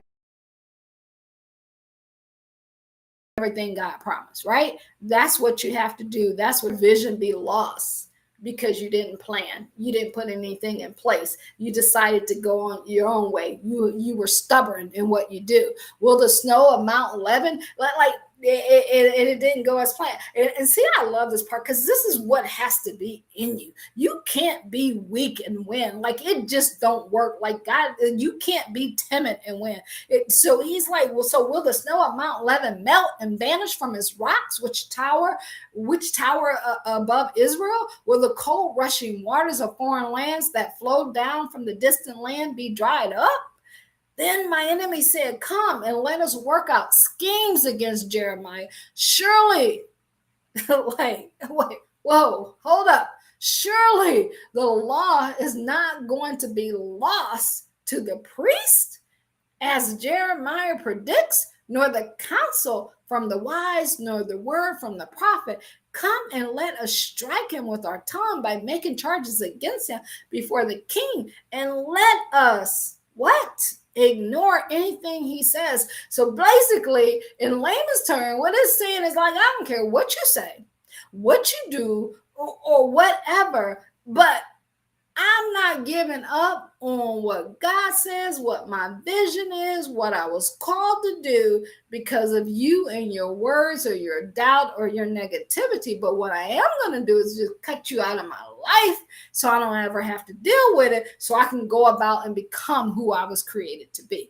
That's how focused you have to be on what you desire and what God desires for you and getting his wills done. His will done for you. And get this, as you're going through this, don't get caught up on how you're going to get there, because even though you have that plan, plans are changeable, but your purpose never changed. When man fell, God didn't panic, right? He didn't panic and like, oh, what did I create? This is bad. No, he just made another plan. And like, this is so important for me to make that point to you, because again, stop quitting when things don't go the way you want them to go. Not fulfilling your plan or failing to fulfill your plan does not mean that you are out of the will of God. Let me say that again. I want to repeat that, because so many people think, well, if it isn't working, it's because God is angry with me, or it's not something that I should be doing, or maybe I stepped out too quick. No, you just didn't plan. No, you just didn't seek wisdom. No, you just didn't do it the right way, right? That's not true. All of that stuff that you're thinking, you got to get that out of head. See, not fulfilling your plan or failing to fulfill your plan does not mean that you're out of God's will and that he's not calling you to do that. You just quit too soon. You can't be 1 minute so hunky-dory excited. Oh, God gave me this vision. It's been at me since I was a little child. It's always been in me. When I look back, I see this. And then at the first sign of failure or setback, you're ready to quit? What? No, you don't do that, right? You're not the first one to fail at all in life. Like, there's so many examples of that. There's so many stories of people who have failed and they came back and they won. I just want you to remember, your plans can change. God changed his plan. I just share that with you. You're just jumping in now. Make sure you go back and watch this. But God never fails, right? Just remember that he never fails. See what happened when Adam failed. The man said, the woman who you gave to be with me, she gave me fruit of the tree and I ate. Then the Lord God said to the woman, what is this you have done? The woman said, the serpent deceived me and I ate. Genesis 3 read like what happens when business plans fail. God questioned Adam, right? While he was hiding, and Adam blamed Eve. Something didn't go right with the order and you don't answer your phone. You don't get back to the client. You don't open the door. You quit your business. I remember way back when things were going bad. Like, we pulled up a U-Haul truck in the middle of the night and took all of our stuff out.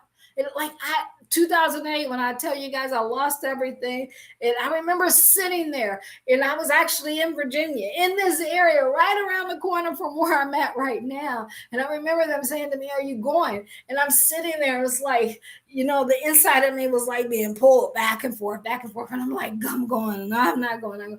And I remember, this is probably like 13, 14 years ago, I still remember inside my body and how I felt. I was like, I quit. And at that moment, I had never said I quit before on anything. And I remember that moment, and it took me about a good 4 months to get back and even better to who I was put here to be. And after working with them a year and a couple months, I left, and 6 months later, I went over a six-figure income, right? All from just making a decision. I had been in business 13 years at that time. I was up close to that, but I had never hit over that. And in 6 months, I did what I couldn't do in 13 years because I went through that moment, and I was like, oh no, like I'm not a quitter. I'm not like, no, we don't do this. So I'm telling you, if you quit before, you don't have to quit again. You can use that as an example on how to get better. But they begin to blame. God questioned Adam when he was hiding. Adam blamed Eve, then God questioned Eve, and Eve blamed the serpent. Your business didn't work. You blamed your salespeople. You blamed the marketing. You blamed Facebook. You blamed being in whatever social media jail. You blamed the company. You blamed your upline, your downline. You blame your husband, your wife, your mother, your father. You blamed everybody except for yourself.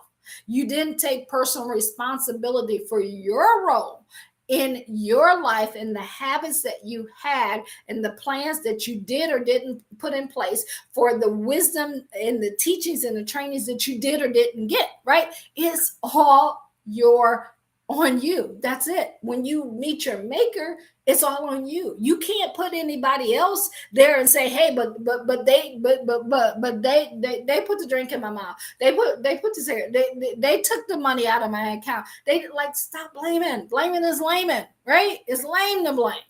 It says, does that sound familiar? Anybody ever did that? Anybody ever blamed anybody else? Oh, yes. No, you have to take personal responsibility for your actions and what you're doing. I'm laughing because I'm thinking about a time we were on the beach years and years ago, and I had one of my mentors trainer, and I was blaming, I was crying. Yeah. He's like, "Oh my God, would you stop whining and blaming and complaining?" It's like and I'll never forget that moment, because from that point forward, I never blamed that I can remember another person for any failures, any mistakes, anything that went wrong in business. I took the heat because it's all up to me. And that's how I want you to be. If it's meant to be, it's up to me. If it fails, it's on me. If it wins, it's on me. And all of it is out of my will. It's all God who gets the glory for everything. See, I don't know about you, but we all been pretty quick to cast blame far away from ourselves as a business failure or as a plan fail. It's like we toss it up in the air hoping it sticks. Y'all remember those balls that you toss up and they stick to the paddles there? I'm dating myself, right? So that's how it is. Everybody blames everybody instead of taking responsibility. Leaders take responsibilities. They don't put the blame on anyone but themselves. So whether it lands on you or it lands in the distance, but it's about you, and you're trying to get the attention away from you, and every time you push it away or you blame someone away, you're pushing your vision away. And that's not what you want to do. You want to take responsibility. See, when Adam's plan failed that God had, God's plan was for Adam to rule the garden, to dominate the earth like that. He said, this is yours. I'm going to give you all this. You got dominion over everything. The cattle, you got dominion over everything except for people. Like he lists everything. He didn't say people. Like so many of us think we have dominion over people. No, you don't. So stop trying to live other people's lives for them, right? Adam was the man. He was the main man. Like some of y'all in your neighborhood, in your city, in your corner, in your business, you're the man, you're the main man, right? You're the woman, you're the main woman, right? People look up to you, you think you got it going on, and then it fails. And then that was God's plan for him. Or you put your business out there and it fell, and then you panic. But see, God didn't panic. And perhaps he just said, and I laugh at this, like the devil made me do it. Like some of y'all even said that. Like that's your lie. Well, the devil made me do it. No, you made you do it. Stop giving him that much credit and kudos, because that's not the way it is. You are fully responsible for everything that you do. And you got to be like, yeah, I'm just saying maybe God was like, okay, that didn't work. So let's rework the plan so we can get to the direction. That's no difference if you got your GPS. Everybody can understand this. And it says rerouting, rerouting, rerouting. You see it spin around, rerouting. You don't just stop and just get out the car and be like, forget it, I'm never gonna get to that destination. No, you take another route. That's the same way you want to do with your business. You have to take another route. Let me know if this is making sense to you. Is it getting in there? So here is the new plan. Where's your new plan? If this didn't work, what's your new plan? It's called testing. In business, it's called testing. You expect a certain amount of failure. I mean, like, think about this. In business and sales, here's what we say: out of 100 people that warm people that you talk to, out of 100 people that you talk to, 50 may show some interest, right? Out of the 50 that show some interest, you may have 20 who book an appointment. Out of the 20 who book an appointment with you, you may have 10 who actually show up for the appointment. Out of the 10 who show up the appointment, guess what? Only 3 to 5 will buy, or 1 to 2 will join your business. So that is a 98% failure on somebody getting on your team, or a 70% failure if you're the best of the best of somebody buying your stuff and you quit after 1, 2, 3, or 5 phone calls. Come on, y'all. You want to stay in this game? You want to be in this game? You got to play like you want to be in this game. See, here was his new plan. He said there will be enmity, a blood feud with the woman's seed and the snake. Like, that's the plan. We're going to bruise the snake's head and crush it. Like, ain't nothing taking me out. Whatever comes, I'm crushing it. We're going to make it do what we need to do. We got dominion over these resources. We got dominion over everything over here. We're going to crush it, right? And I'm going to win man back. I'm going to win at business. I'm going to make happen what I say is going to happen is going to happen. Why? Because I have faith and I believe in what God says. And if he says it is going to happen, can you be that strong in your conviction about life, about what you want to happen, about the desires, about the changes that you want to make, and see if it's all about the money for you, and that's all you see is money and not transformation and people's lives changing? That's why you're in the challenges that you're in. You got to switch that stuff. See, wealthy people never discuss money. They discuss ideas. What are you discussing? He said, I'm going to get the garden back, right? He said, I'm going to get it back. It's going to come back to me.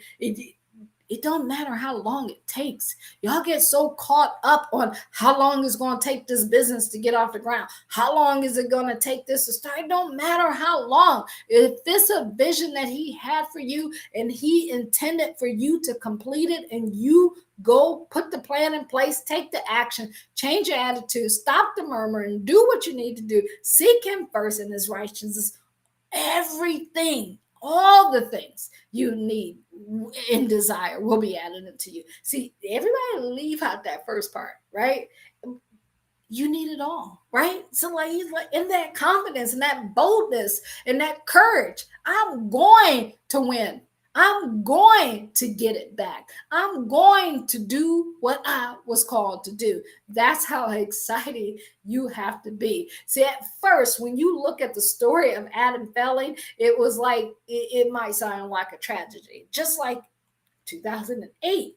I was there where it sounded like a tragedy and life was over. And oh my God, I felt that this business I had been in for 13 years and I got to go work for somebody, and I haven't worked for them. I didn't have to. I chose to. It was a decision, but I just didn't have enough people around me or the senses for myself to say, no. That's why it's important to be in groups and around people who dream like you, who think like you, who want what you want. So when you go through these tragedies, when you go through these setbacks, when these tests that you put out don't work, you'll keep going. See, Adam and Eve were cast out of the beautiful Garden of Eden. You may have been cast out of your business. You may have been cast out of your home. You You may have been cast out of your car or your life or your calling or whatever it was that you were doing. Maybe you were cast out of it. But are you going to keep that attitude like I'm going to get it? I don't care what I went through, what I had to go through, I'm going to get it. See, they were thrown in a world where pain, sorrow, and death were ever present. And I promise you, when you're in business, it feels like at times, it really, no more, all of that really goes away. It goes away. But there was times when the pain, the sorrow, and all of that feeling, it was ever present. It was always there, worry, weighing, wondering, and feeling bad, and just wanting to keep the covers over your head, and just wanting to give up, because you just give it all you got, and you go for it, and you go for it, and you go for it, and nothing ever seems to go the way that you want. And then you feel separated, like Adam felt separated from his heavenly Father. You feel separated from God. You feel separated from your family. You feel separated from everybody around you. You can be in a room of people and you feel like you don't belong, because you don't. It's not where you're supposed to be. You got to change your habits, and your habits are the people that you hang out with, the books that you read, the things that you do on a day-to-day basis. They will determine your success, or they will determine your failure. And you are the only one who get to choose that. It says, because of the truths restored in the book of Moses, we know that the story of Adam and Eve is actually one of hope and an essential part of God's plans for his children. See, his plans didn't change. That was an essential part, because you can look at this story and say, wow, they failed. They went through blaming. They went through stuff. They felt separated, but look what happened. Like, this is your story so that you can give God the glory and know that he's going to do what he said he's going to do. Guys, we got so much more to talk about on this, and I'm excited to just keep sharing this with you. The next week, we're going to talk about part 3 of how God would open doors that no man can shut, and what to do when your kingdom business plans fail. I gave you a little glimpse of it. We're going to tell you what to do, and then the next step of taking that plan and how to get there. So I hope you got value out of what we shared with you tonight. I want you to join us each and every Thursday at 7 p.m. Eastern Standard Time as we share with you how to build your kingdom business and grow that. And I don't want you to stop here. Make sure if anything in here touched you tonight and got in you, and you got questions about it, and you want to get more understanding, or you want to share your business idea and see what kind of plans you need to put in place and what your next step is in order to get your business where you want it to go, I want you to go to calendarly.com/call Kathy, calendarly.com/call me, and book an appointment. And so some of the things that we do and sharing with you and helping you, if I have your permission to share this with you, just stick around, and you want to know how to build a kingdom management enterprise system. So you have to think of business. You got to not work in your business. You got to learn how to work on your business.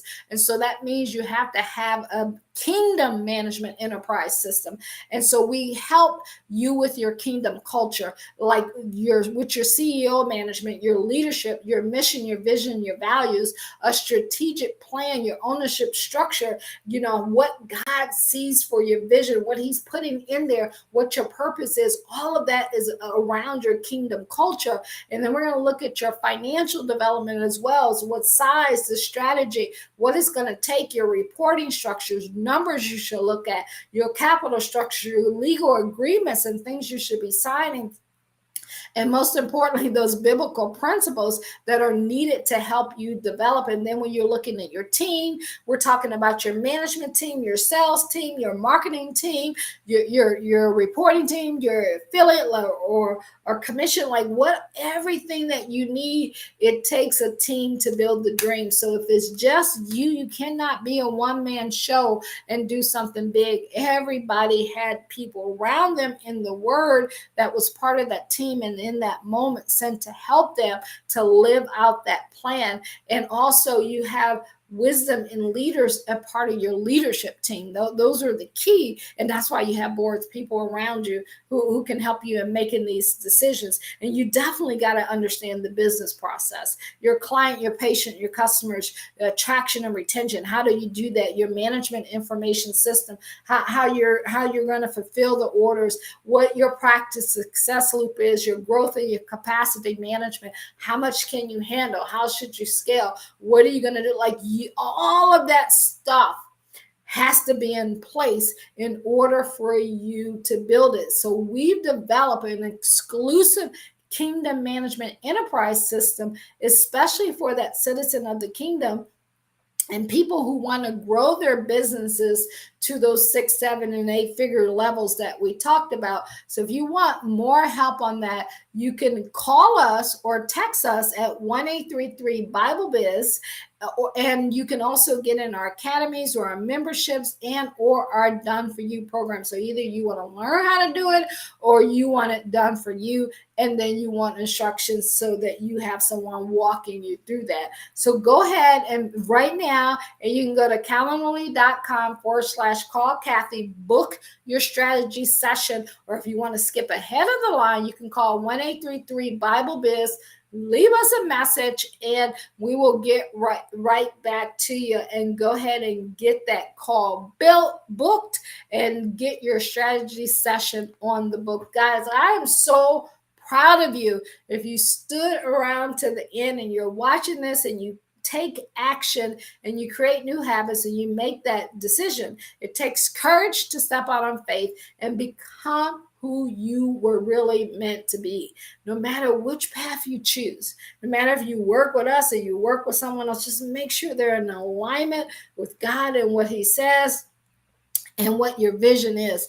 And if you're rolling with us, you rocking with us, we're going to 100% support you. We're going to be there for you in the trenches, down with you, helping you to get it done and to you get it where you want it to be. That is guaranteed. Remember, I told you a gift awaits you. We want to send you something unique and special. So not only are we you got the training, but we're also going to give you training inside sent right to your front door with a bunch of gifts and stuff that just will make you smile and happy. We just want, is it okay if we over deliver for you? Because that's all we want to do. We want to over deliver.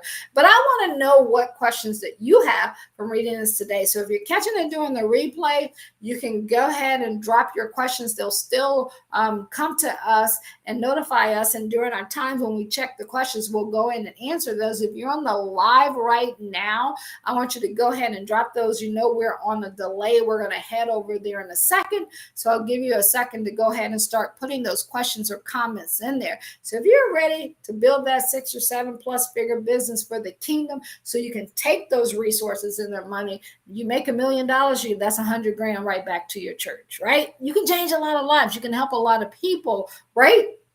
You can be the one, be the man, the woman, the person who go get it done and help change other people's lives. You can give to charities. You can help feed people. You can help organizations in your community, to wipe out the drugs, the sex trafficking, all the negativity that's around, from the politicians to the corner people or whatever has happened. It is time for us to take back over this world and do that. And if you look, and when I talked about this last week, you looked at the 12 disciples and the ones that Jesus chose, entrepreneurs change the world. They're leaders, they're thinkers, they're people who change the world. And we want you to be one of those in the kingdom changing the world. So for more information, call or text 1-833-BIBLE-BIZ, or if you'd like to email, you can email us at info@kathymcreynolds.com.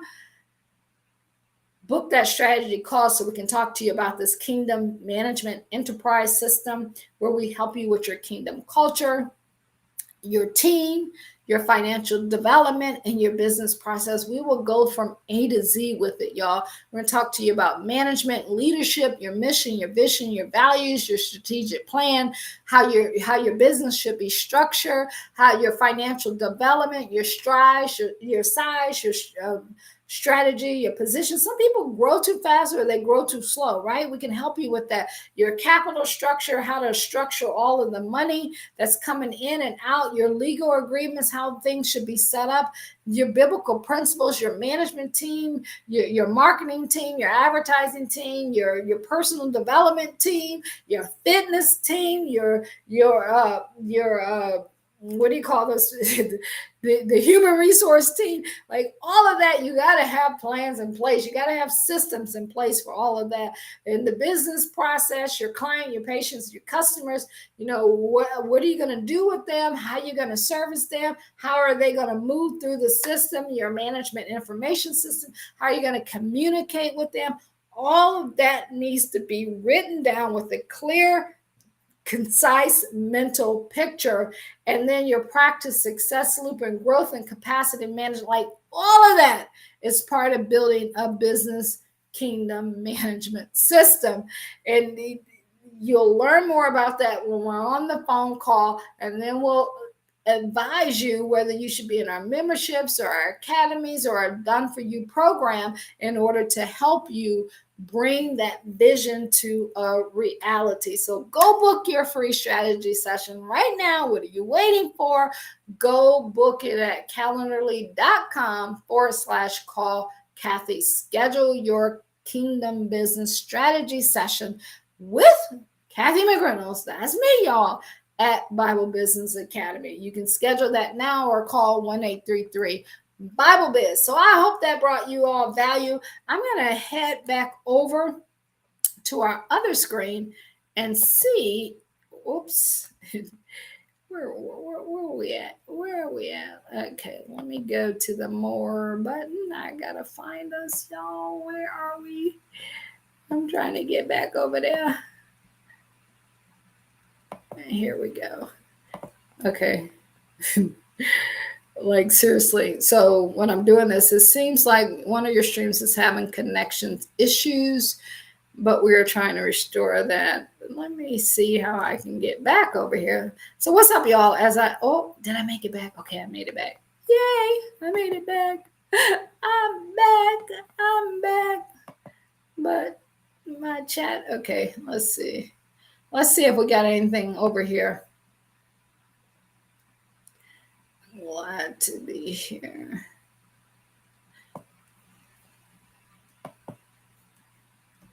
I'm gonna just go ahead and take that off. Let's switch the other way around. Trying to read the chats and it's saying that we're having some connection issues. Let's see what we have over here. It says, let's see, we have, I'll show some of the chats here. It says, Monica says, I'm glad to be here. I think we showed that earlier, but hey, Monica, we're going to show you again there. And I'm so creative. I am so creative. Ministry online and a fashion store online and a t-shirt business. Awesome. Make sure you book that strategy session with us. Doing with the light. Yeah.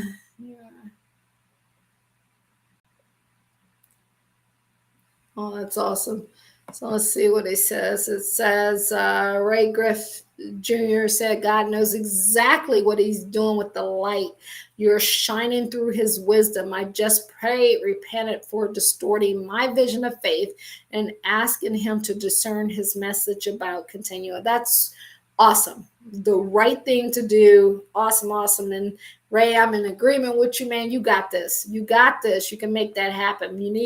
You have any questions about that, just go to calendly.com or you can go to BibleBusinessAcademy.com and you'll be able to book that. But thank you for sharing that, because so many people can just take what you said for taking responsibility for where they're at and then making that decision, and things will change. I can't wait to hear your testimony and how things have changed in your life.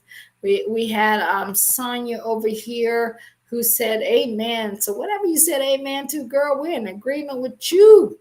Let's do this. And then we got Karina says, good evening. Well, good evening to you as well. Good evening. So guys, if I don't see any more, Let me see if I see anything else on here. Guys, I appreciate you all sticking around. If you got something, I'm just going to do a few more announcements. You can go ahead and put those on, and we'll bring you on here and share that with you. You all can go to, you want to know some more information, just go over to BibleBusinessAcademy.com. Download the free report at how to grow a business with biblical principles, how to grow a business with biblical principles. We have a free report on that, which you can get that there. And then it also we give you different trainings inside of our email and different ways to help you to grow your business. But the quickest way is just book a strategy call with us, and make sure you go and pick up a copy of your Believe and Grow Rich at believeandgrowrich.org, your planner, because planning, that's what we talked about tonight, right?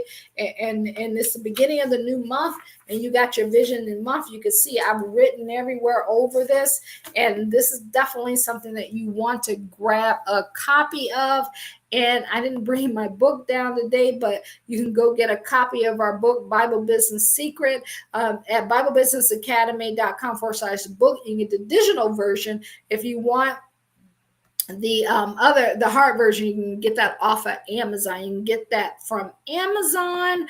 And we got our memberships or our academies out there. We want to not just show up here and share this information with you. We want to be able to serve you and help you. So if you have questions about how to build your business, what you need to do, what's the next step, what the direction is, that's what we cover on these strategy sessions. So we want to be able to help you with that and be able to explain everything about building a business with biblical principles, your marketing, your sales, your personal development, and just give you, like, if when you're in our academies, you get checklists so that you can plan it, then check it off, plan it, check it off, recheck it, replan it, and just keep doing it until it gets done. So if I don't see anything else out there, y'all, I want to thank you so much for joining us tonight.